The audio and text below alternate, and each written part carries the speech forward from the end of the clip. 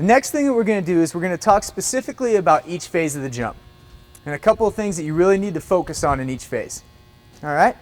The first part is the hop phase of the jump, simply running off the board. What we want to make sure that we do is that we run through the takeoff and not jump up through the takeoff. Okay? You want your athlete to run through the takeoff.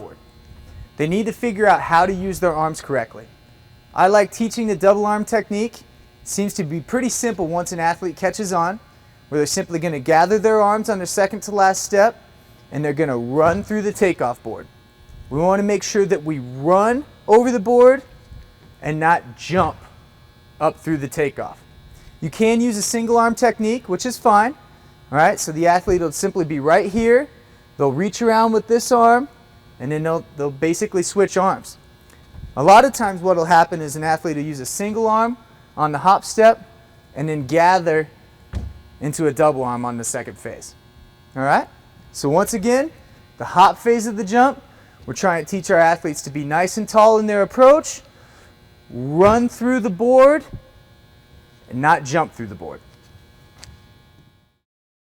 The next phase of the jump is called the step phase.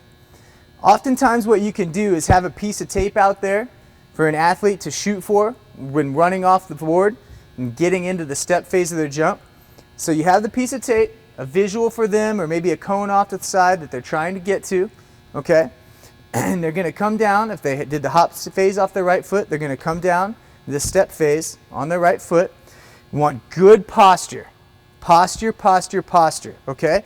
We don't want to be broken at the waist here. We don't want to be leaning to the side. We want to have a nice upright posture, and we want our foot strike to be directly underneath of our center of mass, okay? As our foot strikes, our arms are coming through in a quick upward motion. All right? Our arms are gathered right here, active and coming through at the same time that our foot strikes. Okay. Now we're into the third phase of our jump, which is actually called the jump phase. We had the hop phase, the first phase, the step phase is the second phase, and now we're into the third phase. On the first two phases, we tried to keep our hips very level, all right? We're trying not to go too up and down, simply running through our takeoff, being active through our step phase, okay? So now we've done a right, and now we're into the left, okay, the jump phase. One thing that we want to do differently here is we want to try to create an upward angle. It's okay to get as much height as you can on this last phase.